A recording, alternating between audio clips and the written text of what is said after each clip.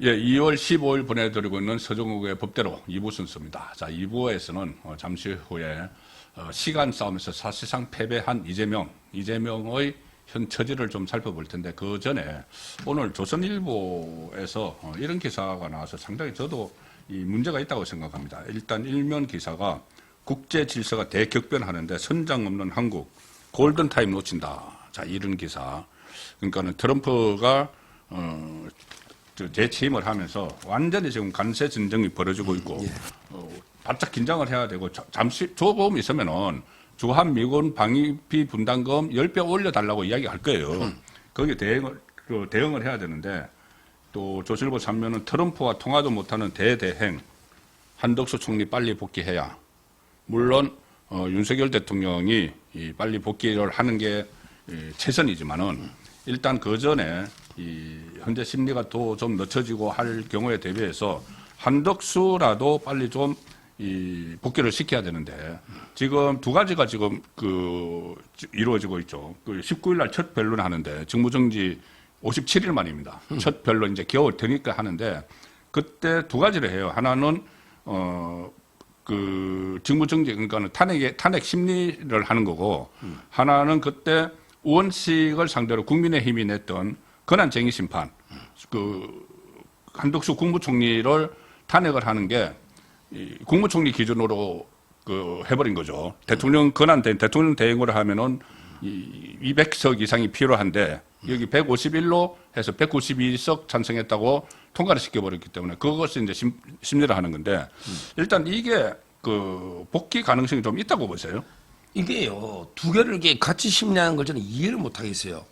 두 개 성격이 완전 틀려요. 예. 앞에 거는 이제 한덕수를 탄핵인 거잖아, 실체적인 그렇죠. 거고. 지금 이제 윤석열 대통령 심리하는 것처럼 그 심리죠. 뒤에 거는요, 뒤에 거는 이게 한덕수가 한 게 아니고 국민의힘에서 한 거예요. 그렇죠. 국민의힘에서 200석이 돼야 되는데 3분의 2. 예. 근데 151석이라 우겨가지고 통과됐다고 하잖아요. 그렇죠. 그럼 이게 권한대행 심판을 권성동 국민의힘에서 이제 우원식 상대로 권한대행 심판이잖아. 이거는 하루만 되거든요. 그렇죠. 심리, 욕구나 성격이 전혀 다른 거잖아요. 왜? 8명 중에 당신 200석 손들어봐, 150 손들어봐. 이거는 게 다 생각이 있을 거 아니에요. 바로 끝나버려. 하루에 끝나잖아요. 예. 이걸 57일 동안 안 하면 제일 먼저 해야 될 걸. 예. 그러니까 자기들이 볼 때 이게 자기들이 볼 때는 이게 200석이라 생각하는 사람이 많은 것 같아요. 왜 현재 주석수도 오래돼 있잖아. 예. 그럴 건데 200석이 돼버리면 한덕수 대행 탄핵이 무효가 돼버리잖아. 무효가 되죠. 예, 200석이 안 나오죠. 그래서 192석 나왔으니까. 예. 그러면 이게 민주당에는 우원식이 개망신에다가 이거 불법이잖아요. 예. 그래서 저는 오히려 이렇게 판결을 안 내리고 계속 끌어준 게 아닌가. 그 정도 되면 우원식 사퇴해야 돼요. 국회의장에서. 사퇴해야죠. 네, 헌재에서 그런 결정을 명백하게 말도 안 되는 결정을 했잖아요. 그런데 이걸 헌재가 하루면 내리는 가장 간단하고 논리적으로 이걸 먼저 내려야 이게 200석이면 탄핵 심판할 필요 없잖아요. 재판 안 해도 되잖아요. 그렇죠. 통과가 안 됐으니까 굳이 탄핵 사유 심판할 필요 없잖아요. 그렇지, 이게. 근데 이걸 같이 한다. 2달 방치하고 이래서 이게 헌재가 비판받고 하는 겁니다. 이게 공정하냐 말이죠. 그렇죠. 지금 국무총리까지 부재가 되니까는 이 트럼프와 통화도 못하는 대대행 최상목 지금 일본 총리 이시바는 가서 다 만났잖아요. 만나고 해서 여러 가지 경제 협력 이야기도 하고 안보 협력도 이야기하는데 우리나라는 지금 통화도 못하고 있는 그런 상황이기 때문에 어쨌든 지금 한덕수 복귀를 차단을 하는 이 헌재가 또다시 비판의 대상이 되고 있는 상황인 거죠. 근데 조선도 좀 쓰려면 통화하려면 윤석열이 복귀해야지. 그렇잖아요. 대통령 트럼프하고 맞짱 뜨려면. 근데 윤석열 복귀까지 난 노골적으로 너무 조선이 약간 돌아섰어요. 맞아. 지금도 동아나 중앙보만 막 속에 열불이 나요. 짜증납니다. 동아를 보고 짜증나요. 동아가 제일 심한 건데. 네, 동아 중앙 JTBC. 근데 그렇죠. 조선은 약간 돌아선 칼럼들이 나와요. 그러니까 지금 한덕수까지는 온 것 같아. 근데 제대로 트럼프하고 맞짱 뜨려면 윤석열밖에 더 있습니까? 근데 그것까지 아직 못 쓴 것 같아요. 예, 그건 이제 현재 심리 중이니까 아무래도 이제 일간지니까는 그런 차원이 있는데 어쨌든 이 체제는 안 된다는 이야기죠. 헌재가 빨리빨리 결정을 해줘야 된다는 이야기입니다. 윤석열 대통령도 마찬가지고. 자, 그런데 이것을 제가 한번 여쭤보려고 했는데 이 사실상 중대 결심 이야기 있었잖아요. 윤곽건 변호사가 이 상태로면 중대 결심을 할 수밖에 없다고 했는데 일단은 이 중대 결심 이야기는 뒤로 이제 살짝 내려갔어요. 왜냐하면은 변론기일이 다시 잡혔기 때문에 변론기일을 서둘러 종식을 하려고 하고 이 문형배가 너무나 고압적인 이 회의 주도. 야, 저는 그런 거 처음 봤어요. 어떻게 헌법재판 권한 대행이 일어나서 인사도 서로 안 받고 그냥 의자를 박차고 그냥 퇴장을 해버리고 이거 완전 아나무인격을 하고 있어서 그래서 이 상태로는 중대결심을 할 수밖에 없다고 했는데 이것은 일단은 유보가 됐습니다. 왜냐하면은 변론기일에 다시 잡혔기 때문에. 그런데 언제든 또 이 문형배가 이재명의 지침에 따라서 이걸 신속하게 하려고 하면은 뭔가 조치는 취해야 되는 거죠. 그게 중대결심인데 중대결심 뭘 의미한다고 보십니까? 그거는 이제 뭐 하나밖에 없죠. 뭐 중대결심이라는 게 뭐 단식 이런 건 말이 안 되고요. 그건 뭐 결국 이제 대리인단이 총 사퇴하는 게 그게 중대결심 맞고요. 예. 그러니까 저 언론에서 아니면 일부 유튜브나 이 패널들이 하는 옥중 단식, 하야론 이런 것이 이제 말이 안 된다는 말씀입니다. 아니, 하야는 이게 망상 중에 망상이고. 그러니까 이거 좌파 공작 같아요, 이거. 아니 조갑재 쌤이 예. 2년 6개월 동안 윤 대통령 계속 비판만 해가 윤 대통령하고 아무 연결고리가 없잖아요. 예. 근데 자기가 어떻게 하야를 압니까? 그 진짜 이게 말도 안 되는 이야기고요. 뭐 하야나 단식 같은 거는 결국은 이제 이게 현실에 되면 골치 아파요. 그렇게 간단한 문제가 아니에요. 박근혜 대통령 때도 이제 중대결심 사퇴했다가 안 했거든요. 근데 윤 대통령은 진짜 하면 합니다. 박근혜 대통령하고 달라요. 스타일이. 근데 이거 하면 변호사 강제주의거든요. 탄핵 심판도 이게 변호사가 있어야 된다는 거예요. 근데 유튜브에서 말씀하셨잖아요. 오늘도 제가 이게 YTN 갔더니 뭐 이 문제를 노는데 오늘 한겨레 신문에 뭐 하모 변호사 이야기 들어가게 휴업 중이니까 변호사니까 변호사는 이제 변호사 없어도 되잖아요. 그런데 이 변호사 이게 핵심은 뭐냐면 변호사 강제주의에 변호사는 자기가 변론을 할 수 있기 때문에 변호사에 다 선임할 필요 없잖아요. 그러니까 법정에서 변호할 자격이 있는가 없는가 이게 핵심이에요. 그러면 변호사 개업 신고를 안 했으면 못 한다는 거잖아요. 변호사를 이게 제대로 등록 개업해가지고 이 법정에서 활동할 수 있는 변호사 이런 사람은 다시 변호사 안 써도 되잖아요. 그러니까 수행을 진행할 수 있느냐 이게 핵심이에요. 그런데 윤 대통령은 그냥 잠재적으로 변호사 등록을 할 가능성은 있죠, 자기가. 그렇지만 이게 실제 변호사 활동을 하거나 개업 등록해서 법정에서 활동할 수 있는 분이 아니잖아요. 윤 대통령이 법정가가 변호하면 변호사법 위반입니다. 그렇잖아. 개업 등록이 안 돼 있고. 따라서 저는 이런 경우에 변호사 선임해 주는 게 맞아요. 그러니까 변호사가 없으면 이제 재판을 진행을 못 하는 거니까. 그럼요. 그러니까 그 변호사라는 게 법정에서 변론을 당당히 할 수 있는 이 변호사를 말하는 거예요. 그러니까 헌재 심리가 중단이 돼 버려야 되는 거죠. 그럼요. 그러니까 이 변호인이 없으면은 심리를 계속 할 수가 없으니까는 대통령의 법률 대리인단이 일괄 사퇴를 하면은 이 중단돼야 되는데 일부에서는 윤석열 대통령이 변호사 자격증이 있으니까 그 경우에는 가능하다고 하는데 그것은 신고를 했을 때 변호사 등록 법정에서 변호할 자격이 있을 텐데 그게 아니잖아요. 그렇죠. 그때 그러니까 건순일이 그때 변호사법 위반으로 그럼요. 그것도 자격이 없어요. 자격이 없는데 교수죠. 김만배의 그 법률 조언을 해줬다고 해서 예. 그래서 그때 유죄를 받았어요. 그럼요. 그래서 변호 활동을 못했는데 자문해 준 거 막 녹음하지 말라고 이게 녹취됐잖아요. 그때 그거 똑같아요. 그리고 또 하나는 개인일 경우에는 변호사가 없으면은 재판을 진행을 못한다. 그렇게 됐는데 윤석열 대통령이 개인이 아니고 어떤 기관이기 때문에 헌법 기관이기 때문에 가능하다. 또 이렇게 이야기하는 쪽도 있어요. 근데 그거는 예를 들어 이게 대통령으로서 기관으로서 권한 행사가 뭐 권한적인 심판이나 이럴 때는 이게 변호사 필요 없어요. 그건 사인이 아니잖아요. 그런데 이 탄핵이라는 거는 개인 윤석열을 대통령직에서 끌어내린 파면하는 거예요. 사인이죠. 이거는 그렇다 따지면 그럼 탄핵 재판 다 필요 없잖아요. 그렇죠. 탄핵이라는 게 다 그럼 이진숙도 방통위원장이지. 개인 이진숙을 방통위원장에서 끌어내리는 거잖아요. 그렇죠. 그러니까 변호사 있어야 돼요. 그렇죠. 이진숙도 변호사 없으면 안 돼요. 근데 그 논리들 하면 총리도 필요 없고 관청, 방통위원장 관청이잖아요. 따라서 이게 말이 안 되는 주장입니다. 그리고 마지막에 이제 그 두 가지 그게 노희범이가 하는 이야기인데 옛날에 연구한 말도 안 되는 주장이다. 제가 헌법 황남기 교수부터 일탕사 교수 다 물어봤는데 이거는 필요합니다. 이제 그 사인 문제가 있고 또 하나는 이제 변호사 피청구인의 자격 문제가 있고 하나는 그러면 국선 변호인을 선임을 하는 거는 일단 행사 재판에서는 다 그래야죠. 국선 변호인을 선임을 해서 재판을 진행을 하잖아요. 그러니까요. 근데 이게요. 이게 또 토론해보니까 이게 법이요. 정비관데 문제가 많은 게 국선 변호사 선정할 수 있다고 70조 있어요. 네. 헌재법에. 이재명이 시간 끌면서 이제 국선 변호인 배당 받았잖아요. 예. 있는데 이게 헌법 소원만 있게 돼 있더라고 또. 헌법 소원의 경우에 자력이 헌법 소원이 부족한 그러니까 재산이 없어가지고 능력이 안 된다. 네. 헌법 소원의 경우에만 이게 국선 변호 제도가 있더라고. 헌재의 여러 기능 중에서 예. 헌법 소원만. 왜 원래 헌재가 헌법 소원하고 위헌법률 심판을 위주로 하잖아요. 예. 탄핵이라는 거는 이게 보통은 기관 대 기관이고 막 이러잖아. 예. 그러니까 이게 국선 변호가 갈 일이 없다. 대부분 돈 좀 있죠. 예. 국회하고 공무원이니까. 그렇지. 그래서 국선 변호 제도가 헌법 소원에만 있어요. 근데 탄핵에도 변호사는 필요하다는 게 판례거든. 또 판례가 있어요. 그래서 이게 난감한데. 논란거리는. 예, 이 좀 법의 헌결인데 아마 제 생각에 국선 변호까지는 선정할 수 있을 것 같아요. 헌법 소원 할 수 있다고 돼 있어도 중단되면 안 되니까. 아마 저는 제가 그런 극한 상황이 오면 헌재는 이 국선 변호를 해서 아마 별로 마무리 짓고 끝내지 않을까 이렇게 싶습니다. 어쨌든 이게 강력한 경고 수단이 되는 거죠. 그렇습니다. 정치적 의미로 변호인단이 총사퇴할 수도 있다. 그것은 강력한 경고입니다.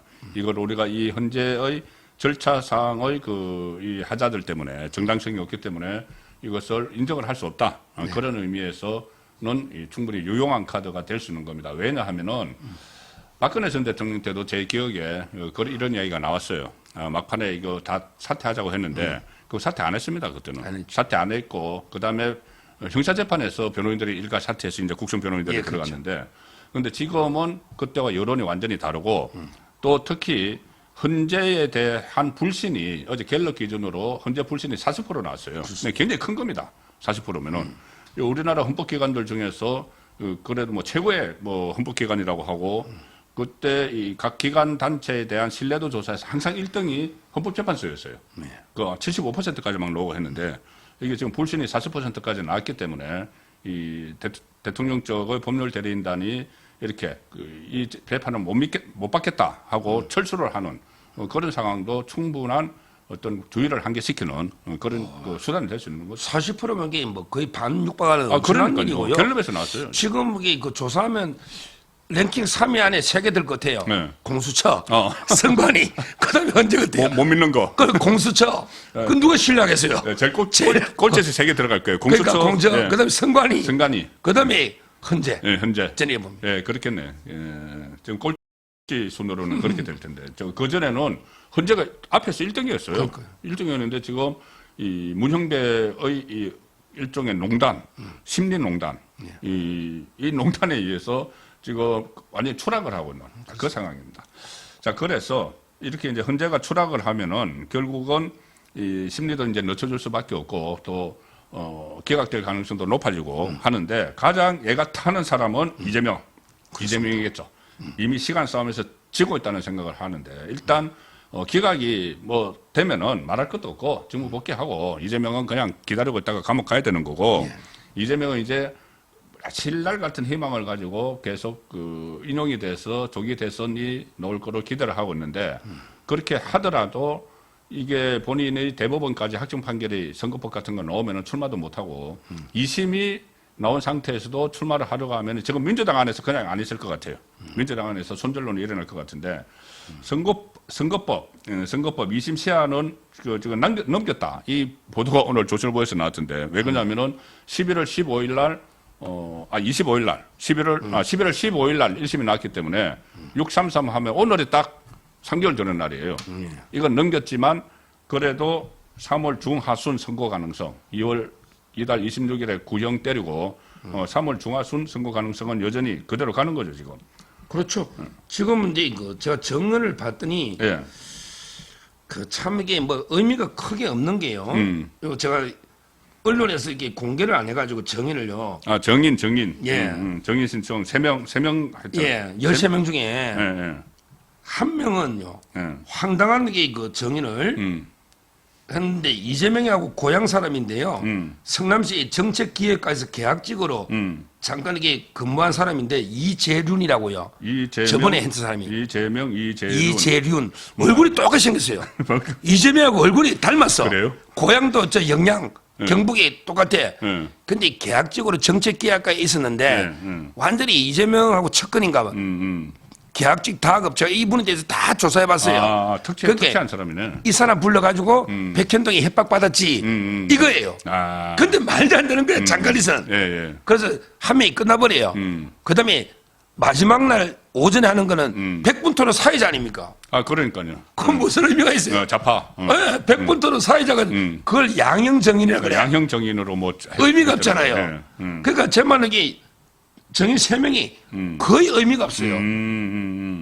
정인 중에 의미 있는 정인이 없어요. 예. 그래서 판사가 재판할 때 보니까 백현동은 별로 관심이 없고 유죄를 보는 거고 김문기 부분 중에 알았냐 몰랐냐는 무죄 넣었잖아. 그거는 게 뭐 또 큰 중요한 게 아니고 그 골프 친 거 있죠. 이게 정확한 워딩은 이점이 뭐랬냐면 마치 내가 골프를 친 것처럼 사진을 조작했다 했잖아. 마치 골프를 친 것처럼. 난 골프 안 쳤다 말한 적 없잖아. 그러니까 정확한 워딩으로 공장을 바꿔달라. 그 치지는 안 쳤다는 말이잖아. 그렇죠. 마치 골프를 친 것처럼 사진을 조작했으니까 안 쳤다는 말이잖아. 요걸 이게 정확한 이재명의 워딩으로 공장을 바로 잡아놨어요. 그 외에는 판사 관심이 없어요. 3명 중에 2명 아무 의미가 없고 1명 양형정인이에요. 뭐 저는 이게 그 변화 가능성이 없어 보입니다. 그대로 징역 1년, 집행유예 2년 그대로 선고가 될 텐데 지금 또 마지막으로 꼼수 쓴 게 그거죠. 위헌법률 심판 재청 청구. 이거는 뭐 기각하는 거죠. 요것도 이게 판사가 잘하는 거예요. 빨리 기각할 필요 없어요. 2월 26일 날 종결하면서 기각하면 돼요. 지금 기각하잖아. 원래는 기각이죠. 지금 기각하면 이게 바로 헌법 소원할 수 있어요. 그럼 또 이게 피곤해요. 바로 헌법 소원 낸다니까. 그러면 이게 또 문영배가 헌법 소원 있잖아. 또 헌재로 위헌법률 심판을 기각하면 헌법 소원을 바로 낼 수 있어요. 법이 그래 돼 있어요. 그런데 그렇더라도 헌법 소원을 낸다고 해서 재판이 중단되는 건 아니죠. 재판은 선고까지도 가능하고 다만 이제 헌법 소원을 이기면 재심할 수 있다고 돼 있지 법에는. 그러니까 제 말은 근데 왜 그러냐면 미리 기각해놓으면 또 말도 많고 또 이게 헌재가고 피곤하죠. 그렇죠. 그럴 바에는 그냥 가만히 들고 있어. 그러고 2월 26일 끝낼 때 우리 언제 선고합니다 해놓고 그때 위헌법률 심판 신청 기각합니다. 이러면 이게 헌재 가는 게 됐잖아. 그 잘하고 있는 거예요. 아주 이게 타이밍을 아주 잘 잡았다고 제가 최은정 엄청 칭찬했어요. 그렇게 미리 해줄 필요 없어요. 끝날 때 재판 끝날 때 좀 돼요. 그렇네. 근데 사실상 안 받아준다 똑같죠? 왜 그날 종결한다 했으니까. 그렇죠. 그날 종결을 해버리면 이것은 뭐 그날 아마 종결을 하면서 기각을 우리가 안 받아준다는 그 선언까지 같이 해버릴 수가 있겠네요. 그날 하지. 그날 해줘야 돼. 선고하면서. 선고보다는 게 종결할 때. 결심할 때. 구형 때릴 때. 그때는 이제 언제 선고합니다 하면서 위헌법률 심판은 기각합니다. 그때 말하니까 이재명은 이제 그때 부랴부랴 헌법소원 준비해야 되잖아. 미리 해주는 게 이게 안 좋아요.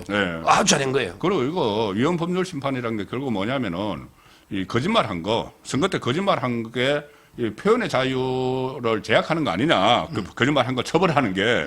그러면서 그때 이재명이 뭐라고 했냐면은 전 세계 우리나라밖에 없다. 허위사실 공표죄. 그런데 언론에서 다 났어요. 국회에서 다 조사했어요. 미국에도 있고 일본에도 있고 다 있습니다. 다 있는 게 그런 게 나왔기 때문에 이것을 이 재판부에서 뭐 위헌이다, 위헌 가능성이 있다 해서 헌재로 돌릴 일은 없는 거죠. 근데 여기서 전에도 한번 이야기했지만 우리가 계속 경고할게요. 제가 그 말씀 여쭤보려고 했어요. 나중에 그 법 고치는 문제. 그러니까. 지금 여기 위헌이라고 주장하잖아. 근데 법원에서 안 받아주잖아. 근데 법률은 국회에서 만들잖아요. 그렇죠. 지금 발의가 돼 있어요. 스탠바이가. 며칠이면 돼요. 그러니까 차라리 공직선거법에 허위사실 공표에서 행위 부분 있잖아. 이걸 이렇게 빼버리는 법률을 바꾸는 거예요. 그러면 이게 면소하게 돼 있거든요. 그러니까. 근데 이게 대법원 확정까지 하면 되거든요. 그러니까 2심에서는 안 쓸 거예요. 왜 2심에서는 승부를 걸어볼 거야, 승부를. 근데 대법원까지 가면 희망이 없잖아. 그러니까 대법원까지 가면 희망 없잖아요. 이제 대법원 안 바뀌거든, 법률심. 민주당 의원들한테 총동원령을 내려가지고 법을 바꿔버리자. 아니, 총동원 필요 없어요. 150석이면 돼요. 150석이면 되는데. 그러니까. 저는 이게 대법원 때 가면 최후의 수단으로 법률을 이렇게 공직선거법을 개정을 해버린다. 마지막 꼼수. 무서운 수예요. 이게 왜 무섭냐면 재요구도 해야 되지만 재요구를 떠나서 이게 재표결회가 3분의 2가 돼버리면요. 통과돼버린다고. 그러니까 그 대통령 권한대행이 거부권을 행사를 해도. 근데 국민의힘 의원들도 이걸로 재판받은 사람이 있어요. 지금 한 5명 돼요. 그러니까 허위사실 공표죄로 꼭 허위사실은 아니지만 이게 있을 수 있고 또 이게 잠재적 국회의원들에게 좋아하거든. 그렇지. 이 법이 없어지면 마음대로 거짓말 되잖아. 그걸 거짓말 할 수 있는 법을 만들어 주니까. 그러니까요. 그래서 국민의힘에서도 이탈이 나올 수가 있다. 그럼요. 이게 지금 마지막 막아내느냐 못 막아내냐 이거는 이게 100% 현실화됩니다. 대법원에서. 네, 대법원에서. 우리 이 문제는 서정국 변호사께서 처음으로 이제 지적을 하고 경고를 계시는 거예요. 경고를 하고 있는 거예요. 계속 지난번에 서정국 법대로에서도 했고 서정국 TV에서도 했고 경고를 하고 있으니까 정말 그렇게까지 가면 이건 정말 이재명이 정치 지도자가 아니죠.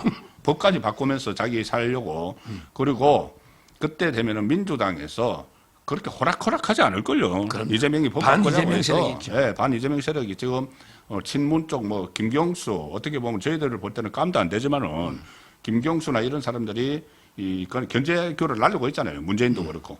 그래서 그 상황에서 법까지 바꾼다고 하면은 그거는 일단 민심의 역풍을 맞게 됩니다. 글쎄요. 자, 그리고 하나만 더 살펴보죠. 위정교사 2심 재판장이 바뀌었어요. 그때 위정교사가 1심에서 어처구니 없는 이유로 무죄가 나왔고 2심에서 그때 이창형인가요? 이창형 그 고법재판부에 갔는데 이창형 거기서 1심 그러니까 그 공판 준비 기일을 3월로 넉넉하게 잡았더라고요. 그러니까는 이 조금 전에 말씀드린 선거법의 최은정 재판장은 공판 준비 기일을 없애버렸어요. 빨리빨리 속도감 있게 하기 위해서. 그런데 공판 준비 기일을 잡으면서 그것도 넉넉하게 3월 중순으로 잡았는데 이게 재판장이 어제 바뀌었습니다. 바뀌었는데 누구냐? 이 재판장이 이성한 부장판사. 승리할 때 이성한. 이성한. 승리할 때 한국항. 경상도 사람들이라서 발음. 그런데 제가 보니까 일단 법원 행정처 사법지원실 실장을 했고 그 전에 서울고법 부장판사, 대전고법 부장판사, 서울행정법원 부장판사, 사법시험 32회, 연수원 22기 어떤 인물이죠. 요새는 이 판사가 누가 되느냐에 따라서 하도 이게 뭐 기준이 흔들리고 이상한 잡합 판사들이 엉뚱한 결론을 내리기 때문에 좀 살펴보는 게 의미가 있어졌어요. 이게 왜 바뀌냐? 일단 이창현 부장이 사무분담해서 이제 자기가 피했거든요. 원래 판사 의사가 제일 중요합니다. 사무분담에서는 이슬람에 있어요. 너무 부담돼서 안 받겠다 이거네. 김동연도 마찬가지고 지기현도 마찬가지인데 아마 이창영 이분이 19기로 제일 오래된 판사예요. 그러니까 서울고법에서 너무 부담스러운 것도 어렵지만 이분이 고향이 호남이에요. 근데 호남 판사들이 이재명 사건 맡으면 무죄 주실 때 또 별을 지역까지 공격하거든요. 그렇죠. 상당히 압박을 느꼈대요. 호남이다 보니까 김동연도 그렇잖아요. 실질적으로. 그러다 보니까 이게 본인이 이제 제일 기수가 높은 19기인데 호남이란 말이야. 근데 오해받기 싫다. 이래서 이게 민사로 옮긴 거예요. 민사로 갔더라고요. 근데 새로운 이성한 판사는 우리 저번 한 살 많은 법대 선배예요. 학교에서 전설적인 유명한 이분이요. 아, 그래요? 이분이 69년생인데 22기야. 22기. 그러면 서정욱 변호사는 저는 70인데 28이야. 왜 그렇게 늦어? 한 살 차인데? 그러니까 저는 좀 1년 다른 거 늦게 갖고 윤석열 대통령 23기야. 윤 대통령이 1년 선배 이 사람이 60년생인데. 그러니까 19년 많은데도 이게 더 기수가 높아요. 그러니까 이분이 7살에 들어가지고 재학 중에 워낙 빨리 된 거죠. 이게 전설적인 인물이에요. 근데 이분은 이제 중립적으로 69년생인데 22기인데 윤석열 대통령보다 한 기 위잖아. 이분이 서울 출신이고 서울에 아마 이제 성동고등학교 서울법대 나왔을 거예요. 그리고 이게 판사가 빨리 됐잖아. 근데 가장 중요한 판결이요. 옛날에 추미애. 추미애가 이제 윤석열 대통령 2개월 정지 때렸잖아. 그때 이제 추미애 법무부 장관하고 검찰총장 윤석열 검찰총장이 완전 전쟁을 치를 때죠. 살아있는 권력 수사를 할 때. 그때 가처분에서는 윤 대통령이 이기고, 그 다음에 1심에서는 추미애가 이기고, 1대1이었어요. 그렇죠. 근데 2심에서 추미애가 이긴 1심을 뒤집고 윤석열 이게 이성아입니다.